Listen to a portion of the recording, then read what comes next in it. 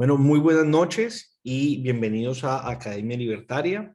Hoy continuamos con nuestro estudio sobre el derecho natural y su relación con el libertarismo, haciendo una presentación general de este tema de la mano de un texto introductorio del profesor Frank Mandún sobre el derecho natural y los derechos naturales, que por cierto ya estamos terminando.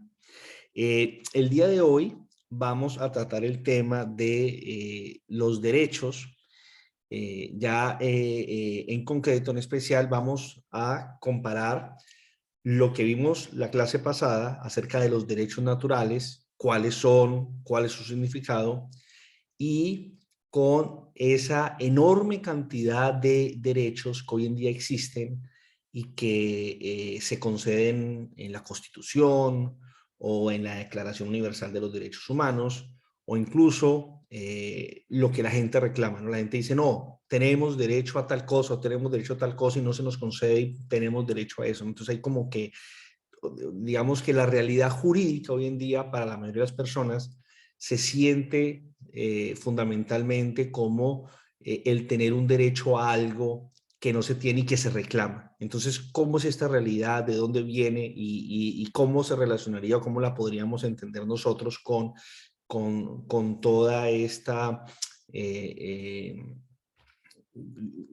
sí, digamos, con toda esta teoría del derecho natural que nosotros hemos venido estudiando.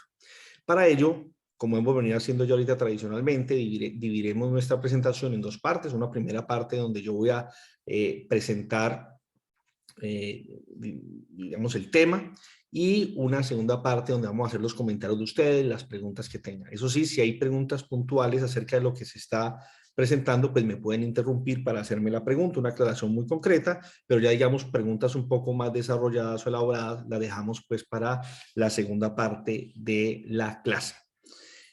Lo primero que quiero hacer entonces, antes de empezar, es que quiero compartir con ustedes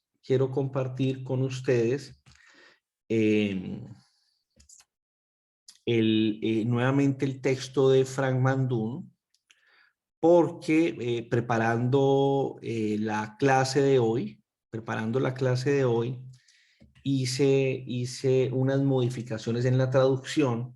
Entonces ahí lo acabo de enviar, hice unas modificaciones en la traducción. Entonces, pues para que por favor todos bajen esta nueva versión, porque tiene unas cosas diferentes en relación con la versión que hasta ahorita ustedes habían tenido. Y les envío para que también tengan ahí a la mano el PDF de la Declaración Universal de los Derechos Humanos de la ONU, que quiero que veamos unos artículos de esa declaración eh, para como hacer el examen de lo que está diciendo la declaración y qué significarían estos distintos derechos que se están reconociendo. Entonces, ahí los acabo de enviar en el chat para que por favor bajen ambos archivos. Muy bien, entonces vamos ahí a la página 16 y vamos a continuar entonces con la presentación de este tema que espero yo que sea bien interesante para ustedes. Bueno, empecemos haciendo un pequeño recuerdo como para introducir el tema. Hemos visto nosotros, hemos explicado largamente lo que significa el derecho natural. Y hemos dicho brevemente que el derecho natural no es otra cosa que el orden de las personas naturales, que consiste en esa independencia o en esa libertad de todos los hombres, que implica que cada uno es distinto al otro y podemos así distinguir a cada uno, sus acciones, sus palabras, y ese es nuestro orden. Otra manera de expresar esta afirmación acerca del orden natural, vimos nosotros que era el orden de los derechos naturales de las personas, ¿no? Eso es el derecho natural, el orden de los derechos naturales de las personas. Y definimos nosotros que derecho era aquello que está bajo nuestro poder, aquello que nosotros controlamos, aquello que nosotros dirigimos o regimos, ¿no? Y en ese sentido, un derecho natural sería aquello que nosotros controlamos o que está bajo nuestro poder o que nosotros dirigimos de manera natural. Es decir, de una manera que nosotros no hemos buscado, si se quiere, que no depende de nosotros, sino que incluso necesariamente, y así no quisiéramos, está bajo nuestro poder. Y definimos nosotros que aquello que está bajo nuestro poder es nuestra vida, nuestra libertad y nuestro cuerpo. Estas tres cosas, nuestra vida como la condición de posibilidad de cualquier otra cosa, de nuestras acciones o de disfrutar de nuestro propio cuerpo mismo, es evidentemente nuestro derecho. Igualmente, nuestra libertad se refiere a nuestras acciones, nuestros pensamientos, nuestra posibilidad de actuar con independencia de los demás. Y finalmente, nuestro cuerpo, ¿no? Que es, digamos, el asiento físico y orgánico de nuestra vida, de nuestras acciones, es nuestra primera propiedad en el mundo. Y en ese sentido, podríamos decir nosotros, nos dice Fran Bandún, para utilizar una palabra que de pronto se puede entender mejor, es propiedad natural. Es decir, nuestros derechos naturales son nuestra propiedad natural, es decir, nuestra vida, nuestra libertad y nuestro cuerpo. Ahora bien, dado de lo que nosotros somos en este mundo y lo que es este mundo, una de las maneras como nosotros establecemos una relación con las cosas del mundo es a través de la institución de la propiedad. Es decir, nosotros nos apropiamos y somos propietarios de las cosas del mundo. Entonces, esta institución de la propiedad privada, cuando hay ciertas cosas del mundo que se vuelven nuestra propiedad, evidentemente ese control que tenemos nosotros sobre estas cosas no es un control natural. No es algo que nosotros tengamos de manera inmediata y necesaria. Es algo que tenemos que establecer, que tenemos que crear. Y en ese sentido, la propiedad privada no sería directamente un derecho natural. Sin embargo, en la medida en que el establecimiento de la propiedad privada, para que sea legítimo y respetable, tiene que respetar los derechos naturales de los demás.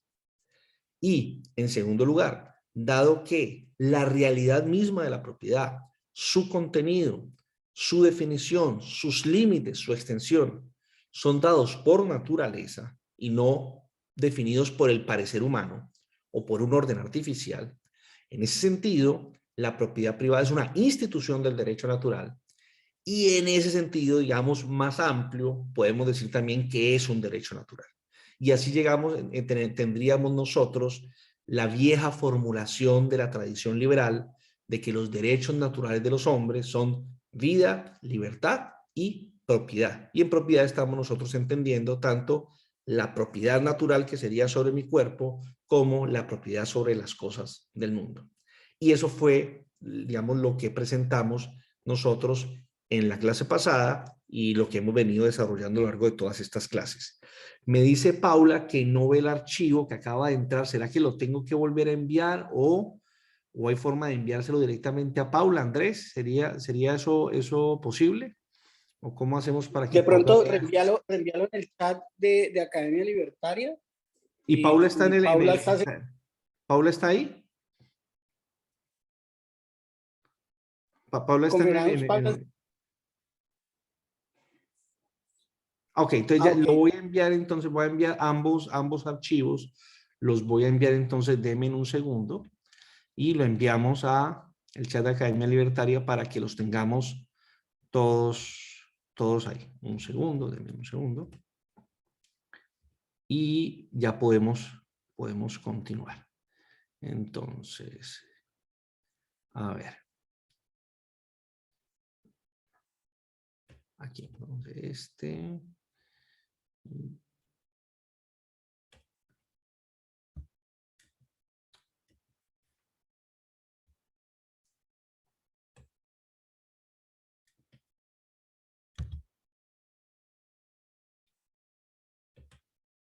Listo, perfecto. Entonces, Paula, ya están ahí enviados, entonces en el chat.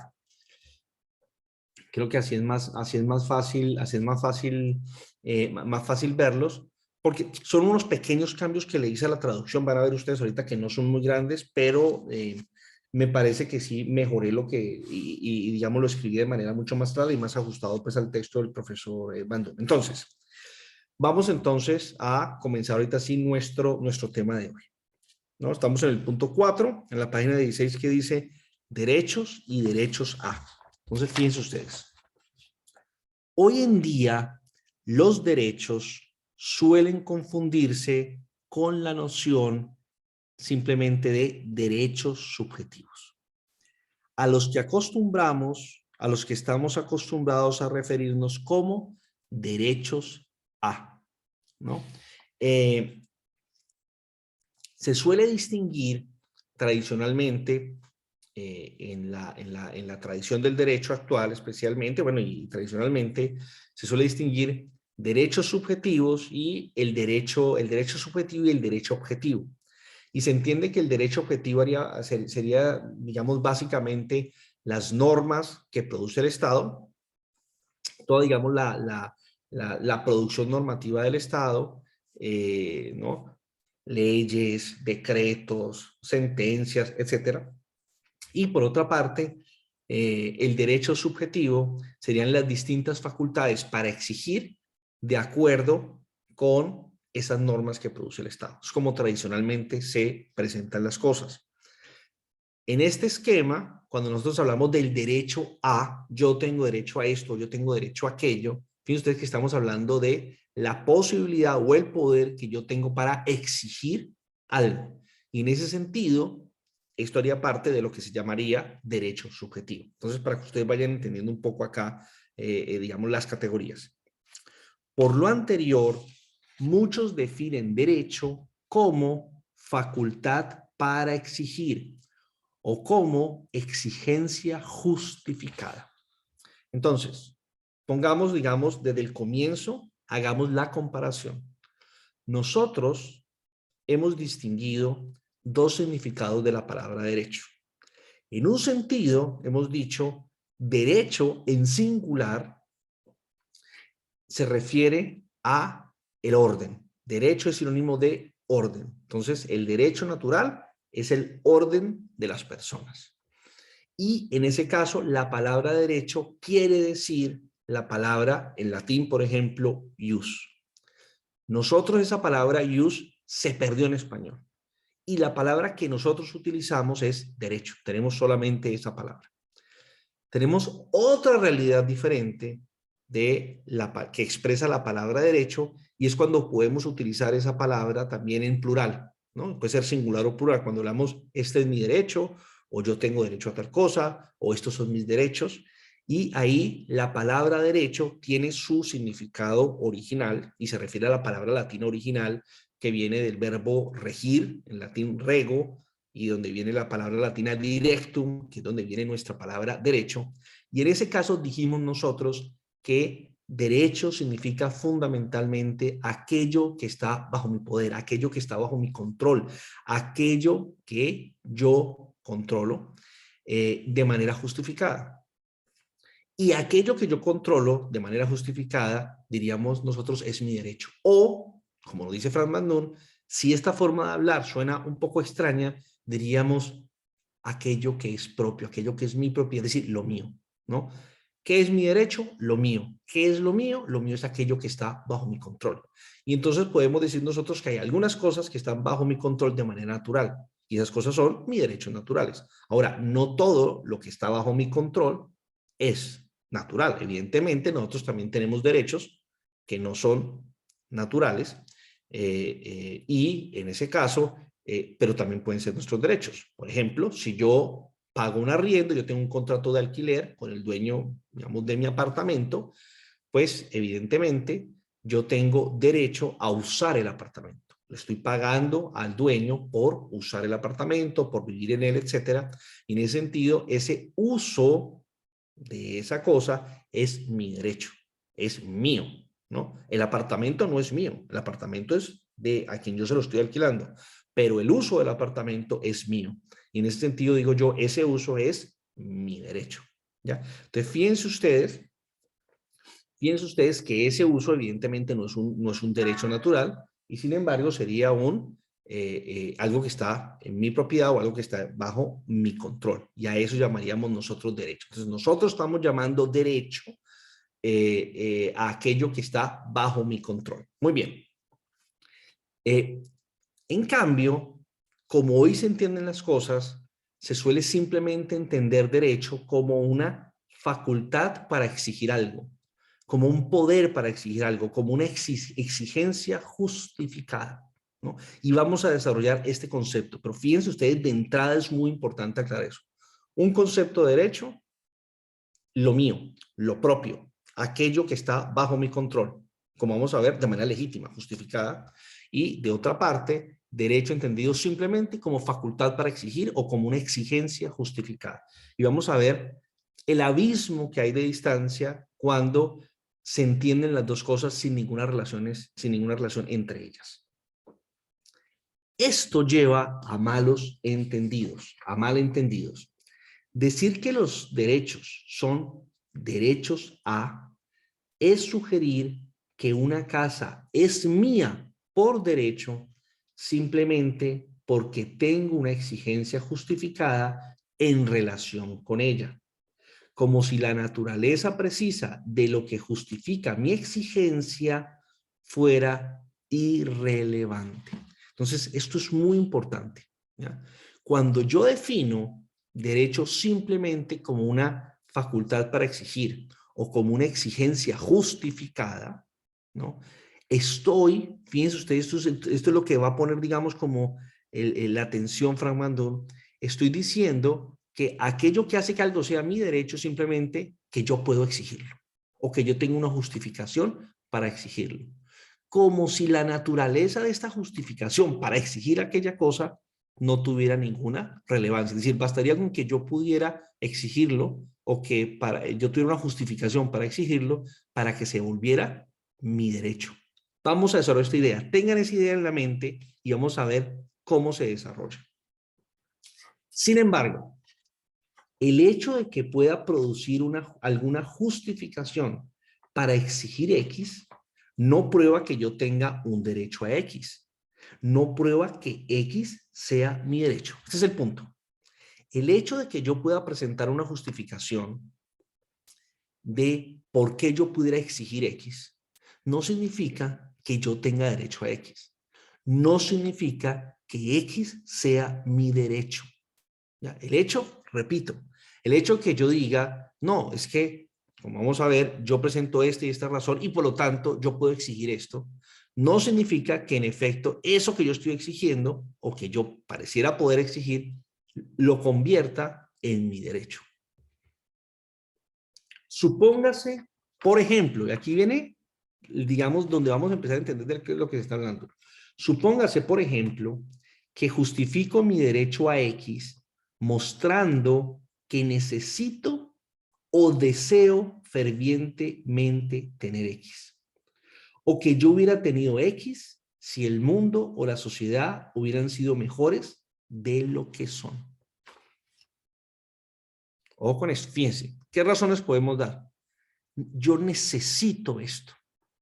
Necesito esto. Para mí es urgente tener esto. Es que si no tengo esto, me voy a morir. ¿No? Estoy presentando, fíjense, estoy justificando mi necesidad de algo. ¿No? O por ejemplo, yo digo, es que yo deseo fervientemente esto. No me imagino la vida sin esto. Es que esto es algo bueno para mí. Yo deseo tenerlo. Deseo fervientemente tenerlo. O, por ejemplo, yo digo, si el mundo fuera mejor, yo hubiera podido tener esto. Y yo lo deseo, ¿no? Y en otro mundo yo hubiera tenido esto. Entonces, por lo tanto, como yo exijo tener esto y estoy entregando una justificación de por qué yo debiera tenerlo, ya sea porque lo deseo, porque lo necesito, porque en otro mundo mejor lo hubiera tenido.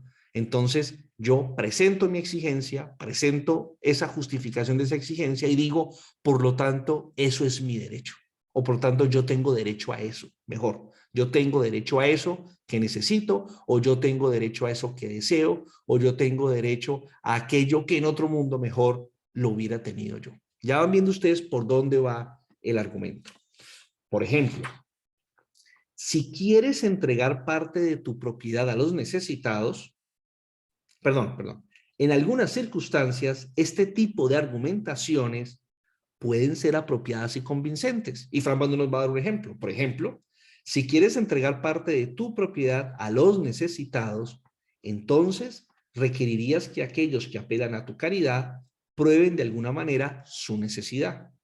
Si quieres donar algo, entonces muy probablemente quieras asegurarte de que el beneficiario sea el más necesitado, quien da más valor a aquello que va a ser entregado, de entre todos los potenciales receptores de tu benevolencia.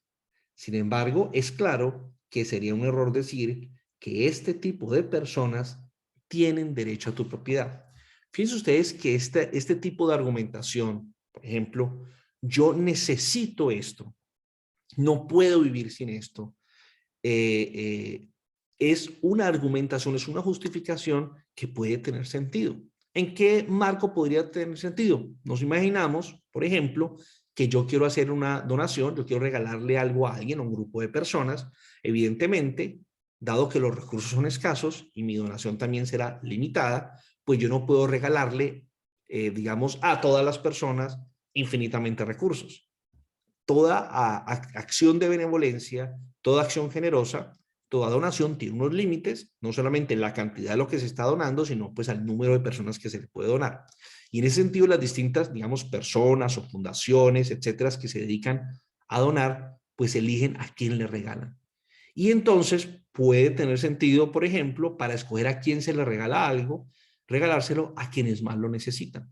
Y entonces puede ser un argumento, por ejemplo, yo soy el que más lo necesito. Mírenme mi situación y van a ver ustedes que yo soy el que más lo necesito. Por ejemplo, yo soy el más pobre, yo soy el que menos recursos tiene.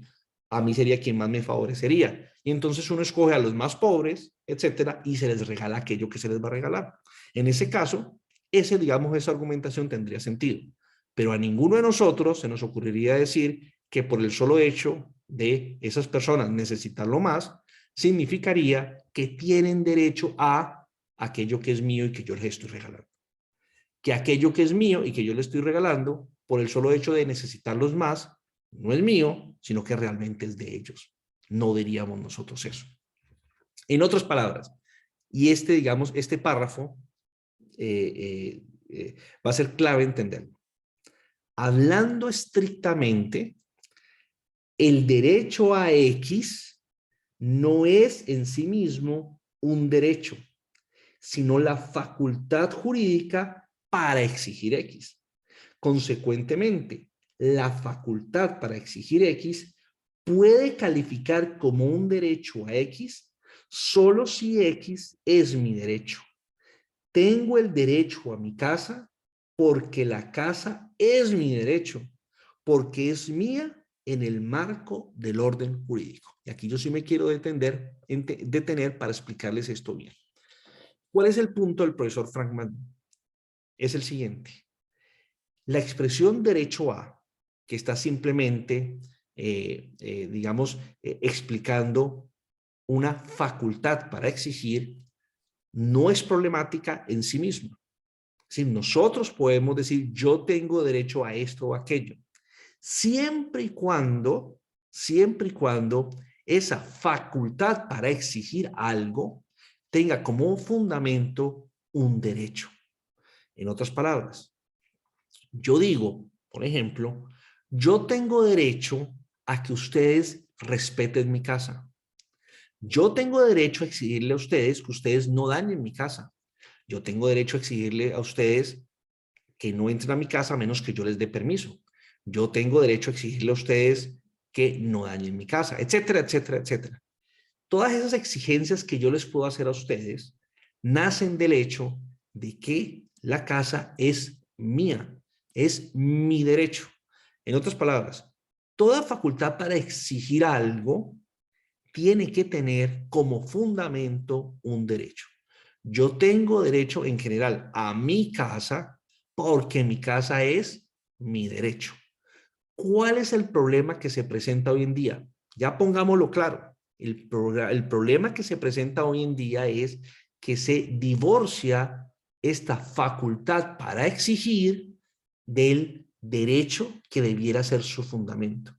En otras palabras, el problema en el que nos encontramos nosotros hoy en día es que se otorgan facultades para exigir cosas que no tienen fundamento o que no están justificadas en derechos. Y por lo tanto, fíjense ustedes, lo que tenemos nosotros son deseos o necesidades que se les otorga un título jurídico injustificado y que por lo tanto le da a las personas la posibilidad de exigir cosas por la fuerza que sin embargo no tienen una justificación en derecho alguno que ellas tengan. Y ese es el problema en el que nosotros estamos. Porque como lo vamos a ver, lo voy a decir ahorita, pero lo vamos a desarrollar a lo largo de la clase, esto lo que significa es lo siguiente. En un caso, cuando esta facultad para exigir está justificada, fundamentada en un derecho, estamos en el marco del orden jurídico, donde estas facultades para exigir respetan necesariamente los derechos de los demás. En cambio, cuando nosotros divorciamos la realidad de la facultad para exigir del derecho en el que debieran fundamentarse y de manera abstracta simplemente otorgamos facultades para exigir, esto consecuente, de manera necesaria, tiene como consecuencia la violación sistemática de los derechos de otros. Siempre va a haber derechos de otras personas que se van a estar violando e irrespetando. En último término, porque estas facultades para exigir que no tienen fundamento en derechos reales y legítimos, no son otras cosas que deseos, necesidades y en último actos de poder que el ordenamiento legal estatal está reconociendo. Y por lo tanto van a ser simplemente manifestaciones de el uso de la fuerza injustificado, pero en este caso legitimado por el poder del Estado. Y por lo tanto ya no se van a constituir en el marco del respeto del ordenamiento jurídico y por lo tanto van a implicar orden, paz, armonía social, sino que lo que vamos a tener es una manifestación de conflicto social y de un grupo de personas utilizando el sistema legal del Estado para oprimir a otros, para explotar a otros y para perjudicar a otros en beneficio propio. En otras palabras, se disfraza de un lenguaje jurídico lo que no es jurídico, lo que no es justo, sino lo que es simplemente un uso de la fuerza y por lo tanto que implica necesariamente conflicto y desorden en el mundo humano. Estas afirmaciones generales que yo acabo de decir, vamos ahora a desarrollarlas. Es decir, vamos a ver cómo todo esto que yo acabo de decir, con esta explicación fundamental que acaba de hacer Fernando, se da en nuestra sociedad. Entonces, repito, afirmación fundamental. Todo derecho a debe estar siempre fundamentado en un derecho. Es decir, yo tengo derecho a X, sí y solo sí, X es mi derecho. De lo contrario, yo no tengo derecho, yo no tengo una facultad para exigir de los demás nada. Por ejemplo, yo tengo derecho a que se respete mi cuerpo. ¿Por qué tengo yo derecho a que se respete mi cuerpo? Porque mi cuerpo es mi derecho. Ese es el punto, ¿no? En la confusión de hoy en día, la relación se invierte.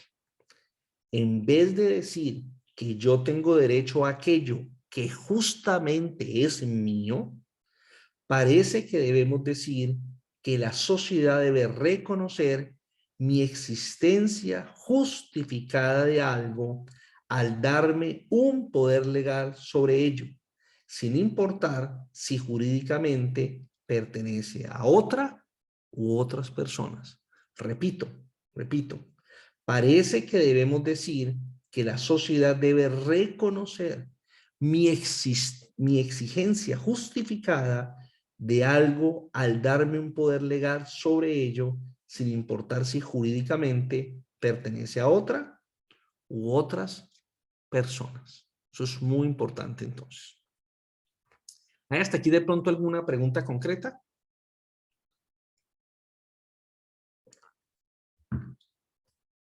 Muy bien.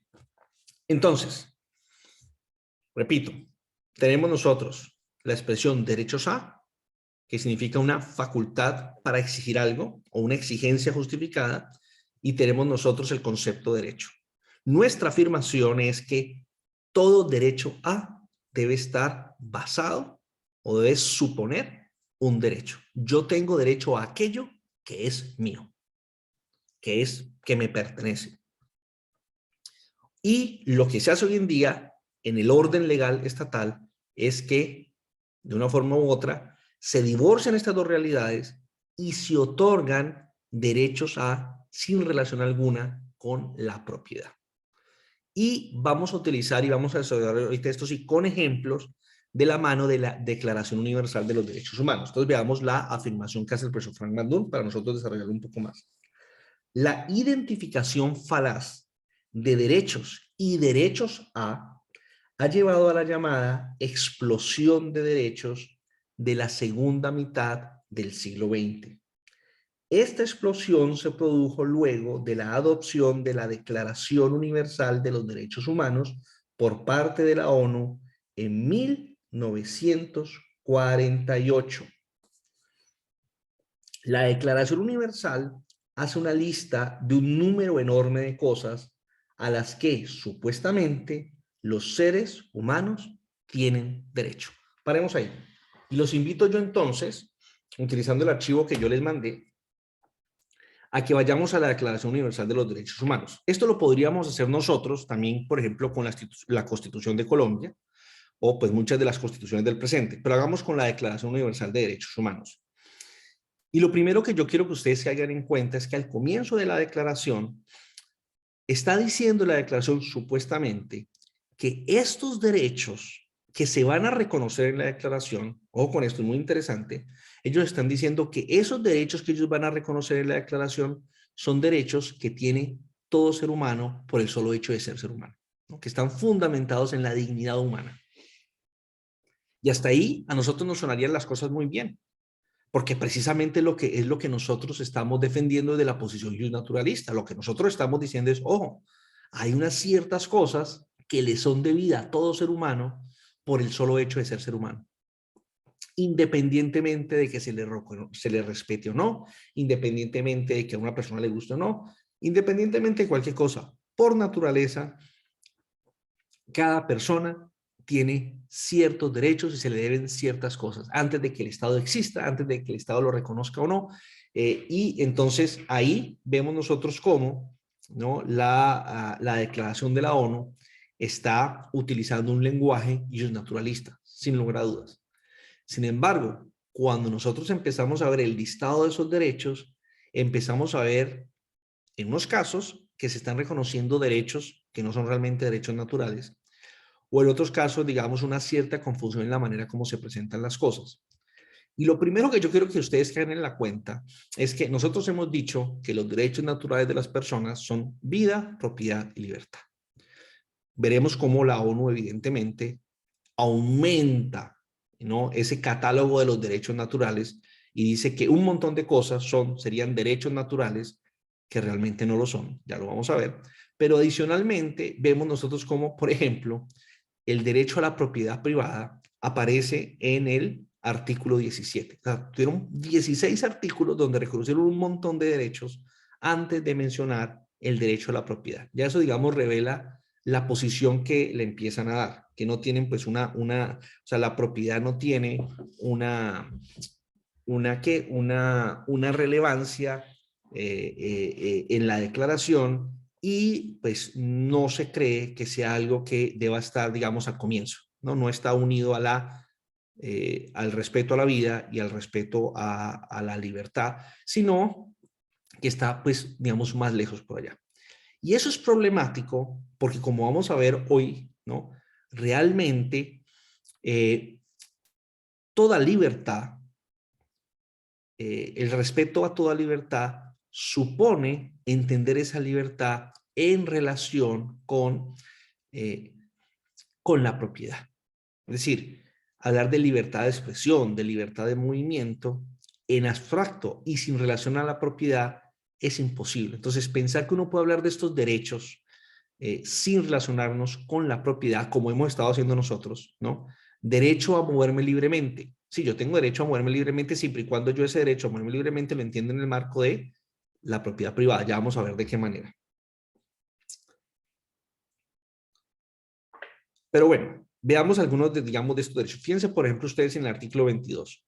Toda persona, como miembro de la sociedad, tiene derecho a la seguridad social y a obtener, mediante el esfuerzo nacional y la cooperación internacional, habida cuenta de la organización y los recursos de cada Estado, la satisfacción de los derechos económicos, sociales y culturales indispensables a su dignidad y al libre desarrollo de su personalidad.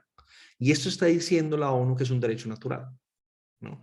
Y sobra decir que eso está redactado de tal manera que puede significar cualquier cosa. O el artículo 23, miren cómo empieza, toda persona tiene derecho al trabajo. O el artículo 25, toda persona tiene derecho a un nivel de vida adecuado que le asegure a sí como a su familia la salud y el bienestar y en especial la alimentación, el vestido, la vivienda, la asistencia médica y los servicios sociales necesarios. Tiene asimismo derecho a los seguros en caso de desempleo, enfermedad, invalidez, viudez, vejez y otros casos de pérdida de sus medios de subsistencia por circunstancias independientes de su voluntad. O el artículo 26, ¿no? El numeral 1 que dice toda persona tiene derecho a la educación debe ser gratuita, al menos en lo concerniente a la instrucción elemental y fundamental. La instrucción elemental será obligatoria. Aquí ya empezamos a ver algo raro, no es un derecho, no la educación, pero la instrucción elemental es obligatoria, es decir, es un derecho obligatorio. Bueno, entonces, en estos derechos y en otros que se declaran acá, nos dice el profesor Framando lo siguiente. La Declaración Universal hace una lista de un número enorme de cosas a las que supuestamente los seres humanos tienen derecho. No importa si esas cosas existen o no. Si las personas que supuestamente tienen el derecho a ellas las han producido o incluso tienen la intención de producirlas por ellos mismos. La declaración simplemente presupone que son cosas que las personas justificadamente pueden necesitar o desear. En otras palabras, que ellas son cosas buenas. Sin embargo, es evidente que no hay límite a las cosas que las personas pueden necesitar o desear. Simplemente porque de algún modo es preferible tenerlas a no tenerlas. Simplemente porque de algún modo es preferible tenerlas a no tenerlas. Por lo tanto, no hay límite alguno de los derechos a que las personas pueden tener. Es obvio que con los derechos naturales y con las cosas que tenemos derecho por nuestros derechos naturales, no es posible una multiplicación de derechos de este tipo. Entonces, vamos a ver nosotros ahorita y ya vamos a desarrollar este tema de lo que está diciendo aquí el profesor Fernando. Fíjense ustedes. La ONU realmente lo que hace, y lo que hace, por ejemplo, nuestra constitución y muchas constituciones del presente, cuando reconocen esta explosión de derechos que se hizo en el siglo XX, a los que se llaman pues derechos sociales y culturales, etcétera, ¿no? Y que la lista sigue aumentando y aumentando sin fin. Son cosas que parecen ser simplemente buenas, que parecería que sería preferible que las personas las tuvieran a que no las tuvieran. Evidentemente, sería preferible que todas las personas pudieran educarse. ¿Quién va a decir que eso no es bueno o que no es preferible? Pero de ahí a decir que todas las personas tienen derecho a educarse, es decir, a exigir una determinada educación sin tener en cuenta si eso es su derecho, si lo han producido o no, si alguien lo ha producido o no, ¿no? Es decir, sin relación con la realidad en la que nosotros nos encontramos, pues ya es más complicado. ¿Por qué es más complicado? Porque fíjense ustedes que respecto de los derechos, los de verdad, en primer lugar, respecto a los derechos naturales y en segundo lugar, los derechos que se van estableciendo sobre la base de esos derechos naturales y sin violar los derechos naturales y los derechos legítimamente establecidos de los demás, no hay digamos, no hay un establecimiento infinito de derechos. Yo no tengo un catálogo infinito de derechos. Yo puedo hacer un listado de aquellas cosas que son mías. Mi vida, mi libertad, mi cuerpo, este pedazo de tierra o este carro, este computador. Yo puedo hacer un listado de lo mío. Y sobre esas cosas que son mías, que son mi propiedad, yo tengo el derecho a exigirles ciertas cosas a los demás, que no me las dañen, que no las usen a menos que yo se los permita, etcétera, etcétera, etcétera, las distintas exigencias que yo puedo hacer. Pero fíjense ustedes que respecto a aquello que yo necesito, a aquello que yo preferiría tener, a aquello que nos parecería a nosotros deseable y que sería bueno que todos tuviéramos, o que me parece a mí que me hace falta, pues eso no tiene límite. Yo siempre puedo aspirar a más. Siempre me puede hacer falta una cosa más. Siempre puedo desear y necesitar otra cosa. Porque nuestras necesidades desde ese punto de vista pues son infinitas. En ese sentido, no hay límite a lo que se puede exigir. Salud gratis, educación gratis, vivienda gratis. Ya vamos nosotros en también que todos los seres humanos tienen un derecho a un ingreso básico sin hacer nada. Independientemente de que yo lo produzca o no, a mí me tienen que dar un ingreso básico. ¿Y quién produce ese ingreso? No importa. Existe, no importa. Hay que darlo. ¿Ya? Y esto obviamente es un problema, porque esas exigencias al final no están basadas en un derecho y por lo tanto en el respeto del orden humano, sino que están basadas en una simple manifestación de poder del Estado.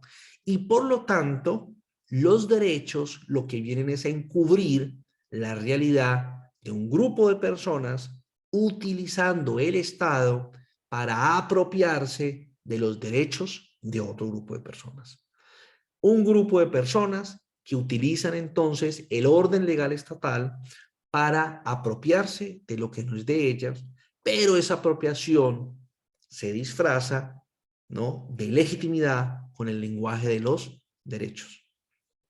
Pensemos nosotros, por ejemplo, en lo que se decía ahí. Por ejemplo, derecho al vestido. Derecho al vestido. ¿Quién va a negar, evidentemente, que sería deseable, ¿no?, una sociedad en la que todos tuvieran vestido? Pues nadie. Donde hubiera tal riqueza y tal abundancia, donde todos tuvieran vestido. ¿Quién va a negar que eso es deseable? El punto no es si es algo deseable, si es algo preferible. Esa no es la pregunta. Al menos esa no es la pregunta jurídica. La pregunta jurídica es: ¿a quién pertenece el vestido? ¿Se produjo ese vestido? ¿Puedo yo utilizar la fuerza para quitarle a otro lo que le pertenece para yo tener un vestido? ¿Estoy justificado yo en ese uso de la fuerza? Y lo que nosotros hemos dicho, fíjense, es que solamente está justificado el uso de la fuerza cuando se trata de hacer respetar el orden natural o los derechos establecidos de manera legítima de acuerdo con ese orden natural.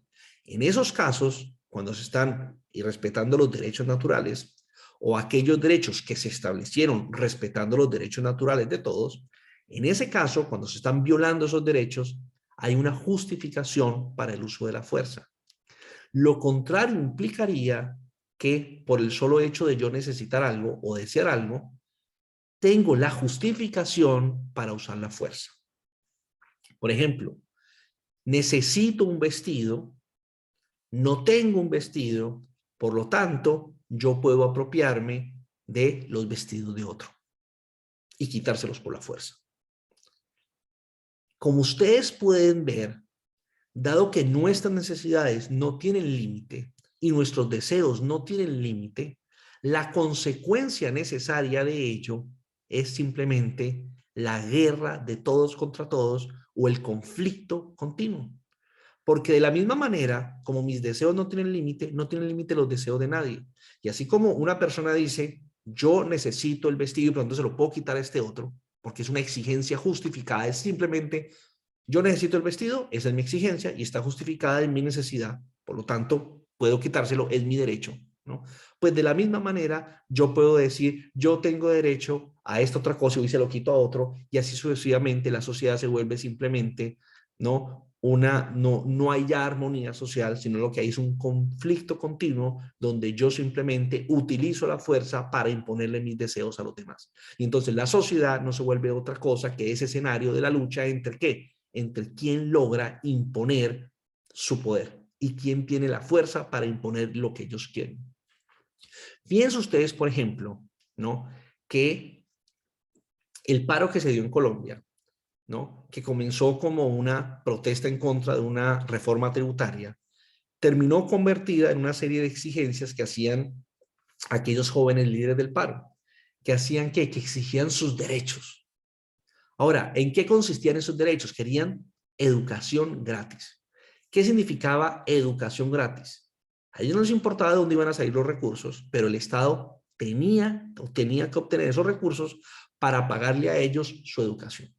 Ellos no querían pagar por eso, ellos la querían gratis. A ellos no les importaba dónde iban a salir los recursos para pagar eso, pero ellos querían que se les diera. Y ellos tuvieron el poder, ¿sí? Destruyeron lo suficiente, bloquearon lo suficiente para que el gobierno cediera, ¿no? Y les otorgara ese privilegio que ellos estaban buscando. Y entonces dijeron, tenemos derecho a educación universitaria gratuita. ¿Quién va a financiar eso? No interesa. ¿A quién se le está quitando? No interesa. ¿Qué derechos se están violando? Menos interesa. ¿Qué interesa? Interesa que el Estado concedió esa facultad para exigir. ¿Basada en qué? En simplemente que es preferible tener educación gratis a no tenerla. Pero repito, si vamos a entender esa facultad para exigir o esos derechos a sin relación a aquello que es mi derecho, es decir, tengo derecho a algo siempre y cuando ese algo sea mi derecho. Si yo divorcio y separo esa relación, entonces no hay límite en lo que podemos exigir y la consecuencia necesaria es que el desorden social, una sociedad de conflicto. Y en efecto eso es lo que nosotros vemos a diario y lo que estamos viviendo. Nuestra sociedad es una sociedad de conflicto continuo donde las distintas grupos dentro de la sociedad luchan por hacerse del poder del Estado, del poder legislativo del Estado, ¿para qué? Para concederse derechos, para concederse derechos. Estos derechos, no los verdaderos derechos, evidentemente. ¿Alguien alzó ahí la mano para preguntar algo?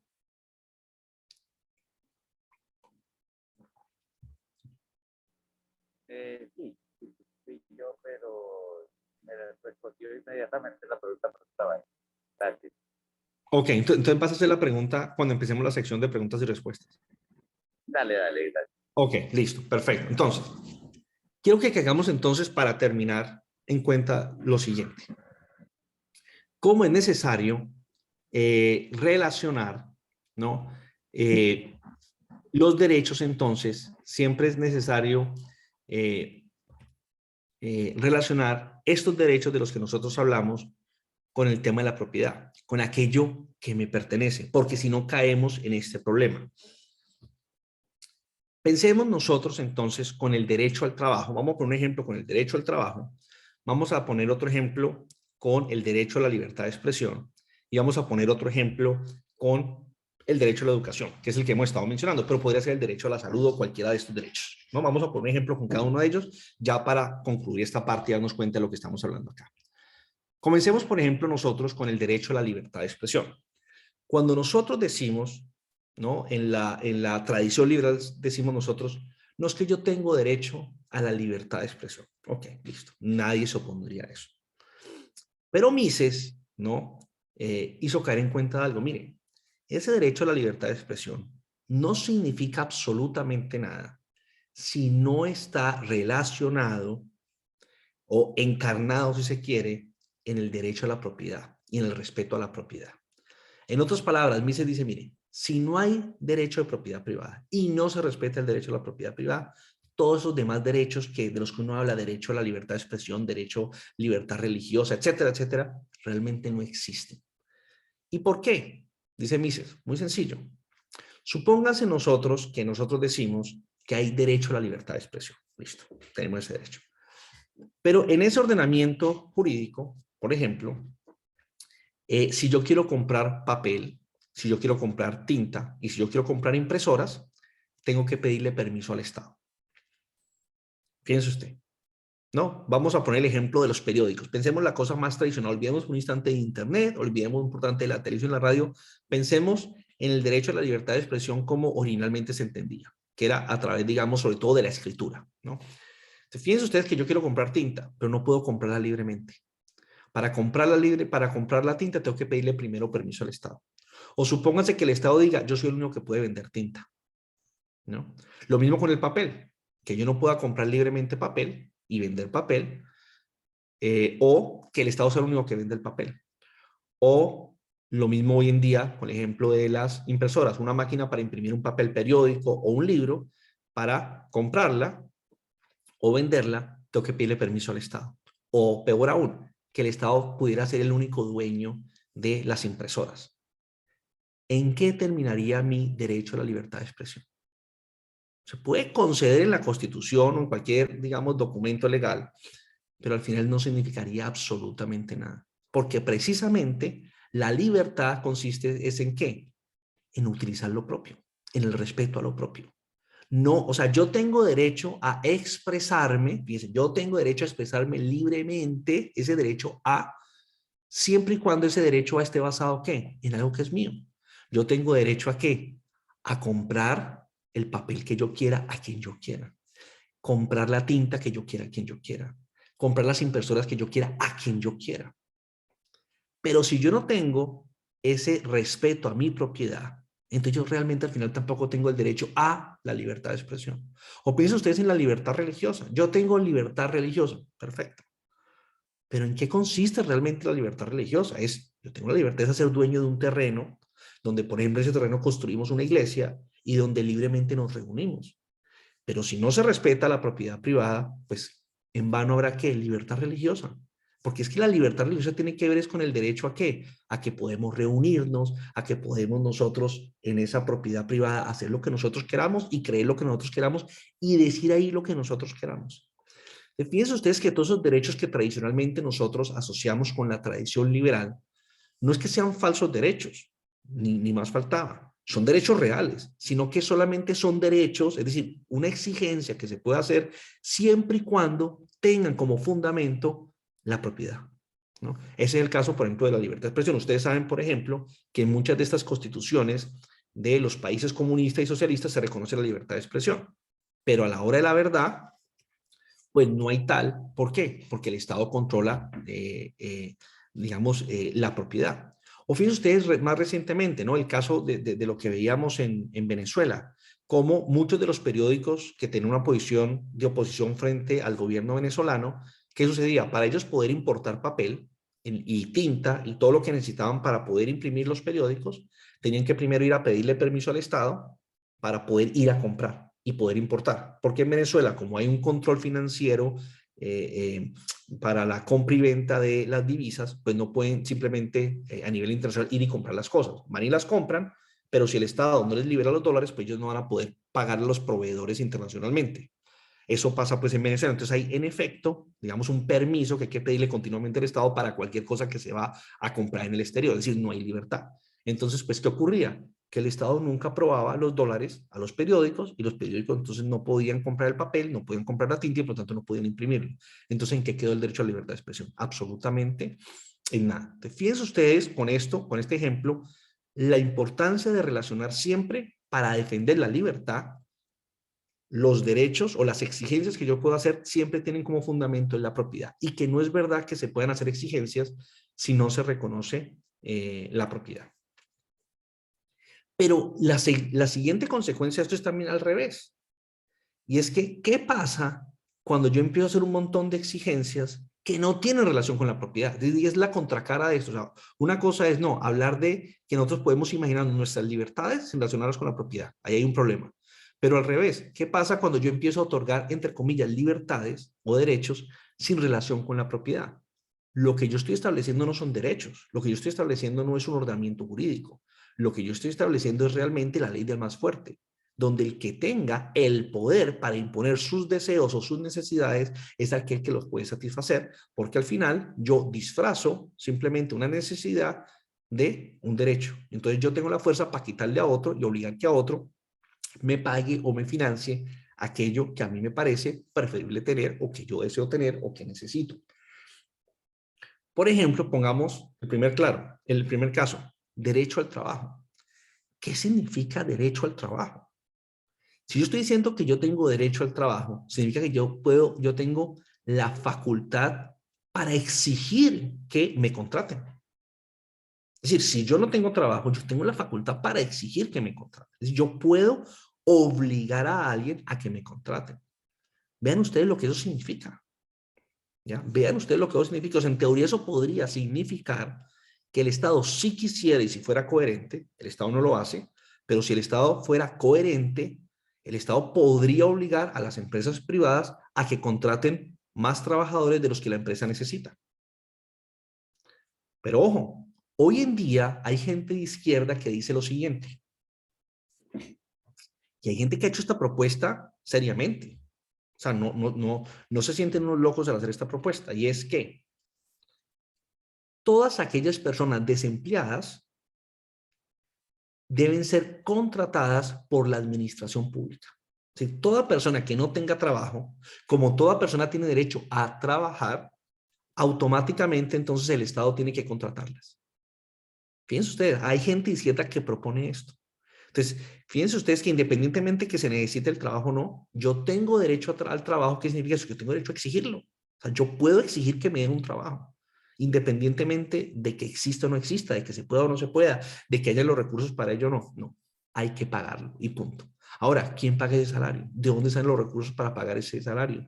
Etcétera. Fíjense ustedes que empezamos nosotros una serie de discusiones que nunca se plantean y que detrás de estas preguntas va la idea de señalar precisamente lo que hay de fondo, es la violación a los derechos de otras personas. Pongamos ahora el caso de la educación, que es, digamos, algo de lo que se habló mucho en relación con el tema del paro, y que hoy en día se considera pues que es un derecho fundamental. ¿Qué significa realmente derecho a la educación? Porque en estricto sentido, educarse, lo que llama educarse, pues no es un derecho, es una cosa que cada uno hace. Es decir, educación es un proceso personalísimo, es una experiencia personalísima donde no existe una cosa que se llame educación y donde alguien obliga a otro a educarse. Es decir, no es como cuando nosotros hablamos pues de un par de zapatos, donde yo digo, estos zapatos son mi derecho. ¿Por qué? Porque los compré en la zapatería. Entonces yo le entregué una plata al zapatero, el zapatero me entregó los zapatos y yo me fui con mis zapatos. Pues la educación evidentemente no es un bien de ese estilo. No existe una cosa que se llame la educación. Que la educación es un proceso individual de cada persona, donde cada persona tiene una experiencia, donde va aprendiendo, donde va descubriendo la verdad, etcétera, etcétera, etcétera. Realmente, fíjense ustedes, pensemos nosotros en una institución educativa privada y que nosotros le pagáramos a esa institución a cambio de algo. Entonces, yo pago X mensualidad y esa institución a cambio de eso me permite ciertas cosas. Por ejemplo, se compromete a dejarme entrar a sus instalaciones. Se compromete a contratar a unos profesores que me van a dictar unas clases de determinados temas. Esos profesores, bueno, y fíjense ustedes, yo voy a poder utilizar las cosas que me ofrece la institución, por ejemplo, entrar a su biblioteca, utilizar estos servicios. Fíjense ustedes que ahí estamos diciendo nosotros, yo tengo derecho a entrar a esa institución, yo tengo derecho a hacer esto, yo tengo derecho a hacer esta otra cosa. ¿Por qué? Porque yo compré algo. ¿Ya? ¿Qué fue lo que compré? Una serie de servicios. Y a cambio de eso, la institución recibió un dinero que era mío, que era mi derecho. Entonces, estamos hablando, la institución es dueña de unas cosas, es propietaria de unas cosas, yo soy dueño de otra cosa y hacemos un intercambio. Yo les entrego mi dinero y ellos a cambio me entregan esos servicios. Fíjense ustedes, ahí yo digo, esos servicios yo tengo derecho a ellos porque son mi derecho, son míos, son mi propiedad. Y yo puedo entonces exigirlos. Pero cuando yo entonces divorcio esa relación entre ese derecho a exigir esto, entonces, bueno, ¿de dónde salen los recursos? Porque cuando yo digo derecho a educación, ¿qué significa? No, hay que construir colegios, o hay que pagarle a los profesores, o hay que hacer eso. O sea, todo eso implica recursos. ¿De dónde van a salir esos recursos? alguien tiene que pagarlos. Y si no los están pagando aquellos a los que se los están entregando, pues los está pagando otra gente. ¿Ya? Y eso es lo que implica, fíjense ustedes, este lenguaje de los derechos A separado de la propiedad. No significa otra cosa que un gigantesco sistema de distribución de la riqueza, donde el Estado le quita a unos para darle a otros. Porque además esto es lo otro que es muy importante entender. Cuando estamos hablando de los derechos de verdad, ¿ya? Cuando estamos hablando de los derechos de verdad, esa exigencia que yo puedo hacer es universal. ¿Qué quiero decir con esto?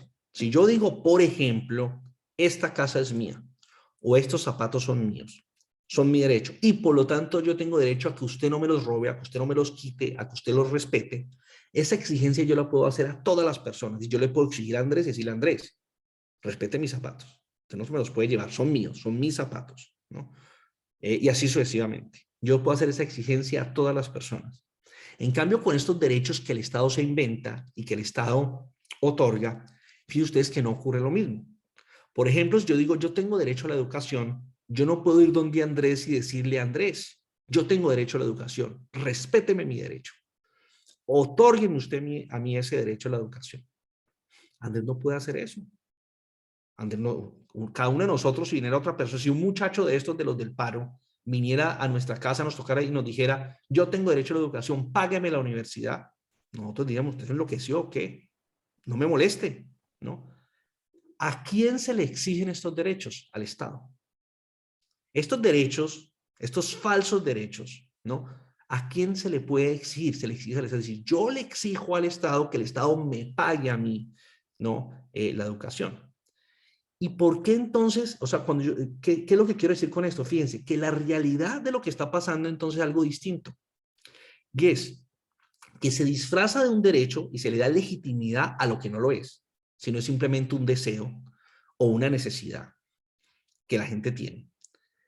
Pero que en el fondo al Estado le conviene otorgar esos derechos, porque como es a él a quien se le exige, para poder el Estado cumplir con esa exigencia, el Estado tiene que aumentar su poder de confiscación y de apropiarse de los derechos de los demás. En otras palabras, la manera como el Estado justifica poder apropiarse de los verdaderos derechos de otras personas y violar sistemáticamente las libertades de otras personas es precisamente por qué tiene que cumplir con estas exigencias que él mismo está otorgando. Es decir, a quien más le conviene otorgar cada vez más y más y más de estos falsos derechos es al Estado mismo. Porque entre el Estado más derechos de estos falsos derechos otorgue, más justificación va a tener ¿para qué? Para violar los derechos de verdad, los derechos que realmente existen. ¿Ya? Entonces, fíjense ustedes que quienes se benefician con estas protestas no son verdaderamente los que protestan o los que exigen estos derechos, sino el Estado.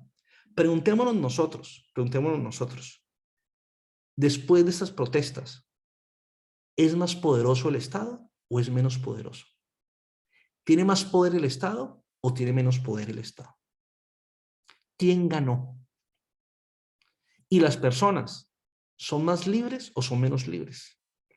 Porque lo que la gente no cae en la cuenta cuando estos jóvenes salen y reclaman, Ernesto, ya te doy la palabra, cuando estos jóvenes salen y reclaman y dicen, yo tengo derecho a la educación, páguenme la educación, ellos obviamente están pensando, no, yo voy a recibir una educación gratis y no me tengo que pagarla, me beneficié, ¿no? Hay alguien que le está pagando, no ellos, hay alguien que le está pagando. Pero es que el punto no solamente es ese, el punto es que al hacer eso lo que estamos diciendo es la educación es un asunto que el Estado controla. En otras palabras, el Estado es el que decide quién puede enseñar o quién no. Si yo quiero montar un colegio, que yo quiero montar una universidad, yo tengo que pedirle permiso al Estado. ¿Quién enseña o quién no enseña? Lo decide el Estado. ¿Qué se puede enseñar o qué no se puede enseñar? Lo decide el Estado. Una universidad hoy en día, primero, para funcionar, tiene que pedir una licencia del Estado, cumplir una serie de requisitos que el Estado establece. Es decir, no hay libertad en la oferta de educación.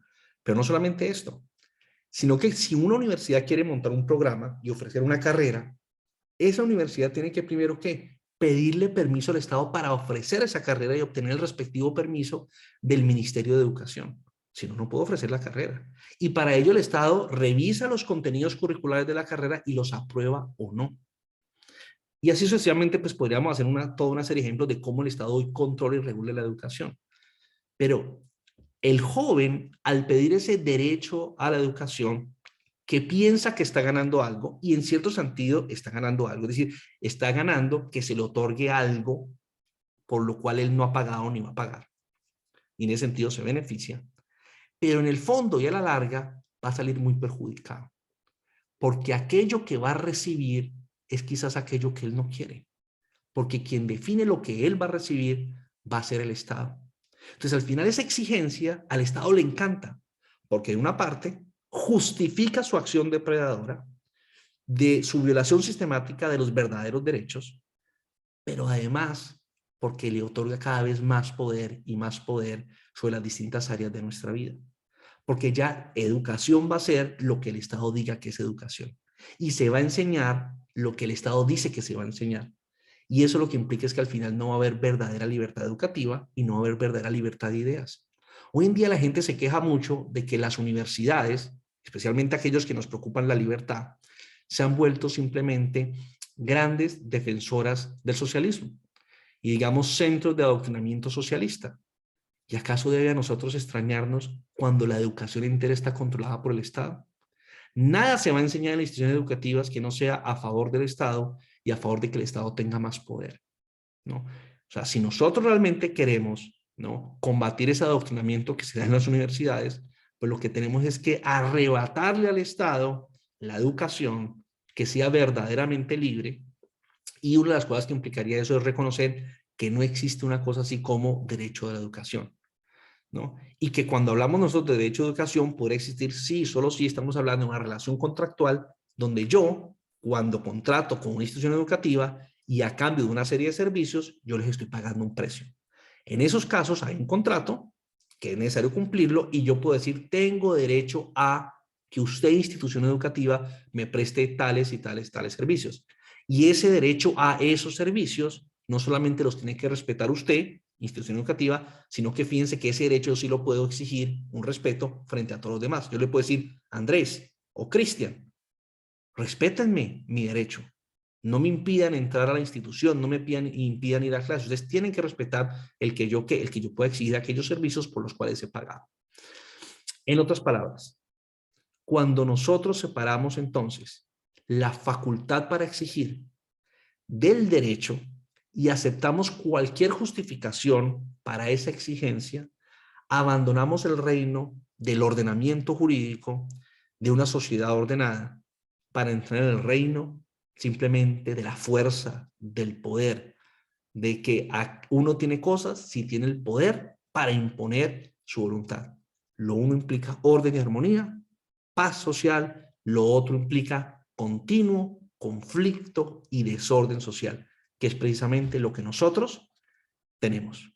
Entonces, de ahí la importancia de nosotros caer en la cuenta cómo para hablar de los derechos a algo tienen que estar fundamentados desde el punto de vista del derecho natural en un derecho, en algo que sea mi derecho.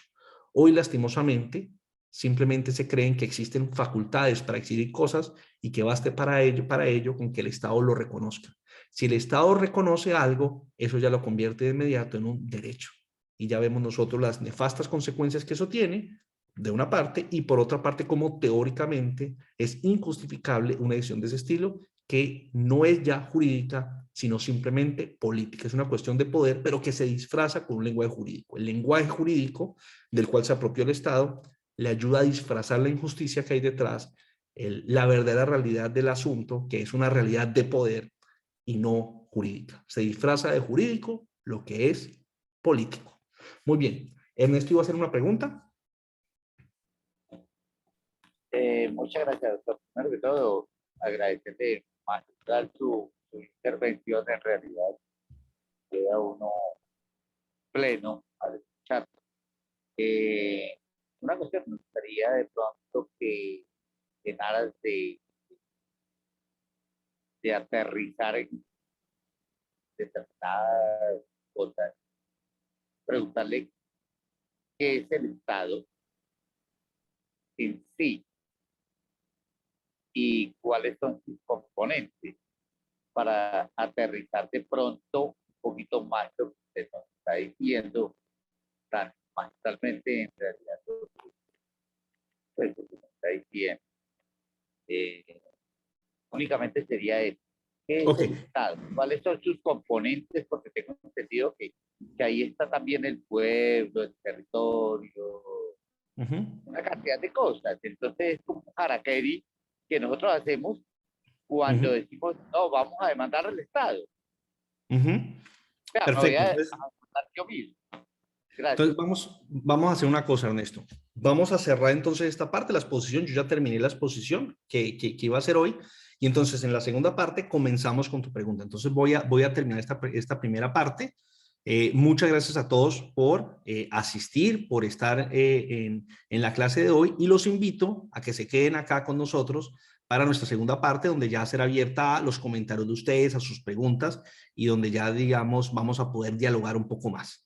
Muchas gracias a todos.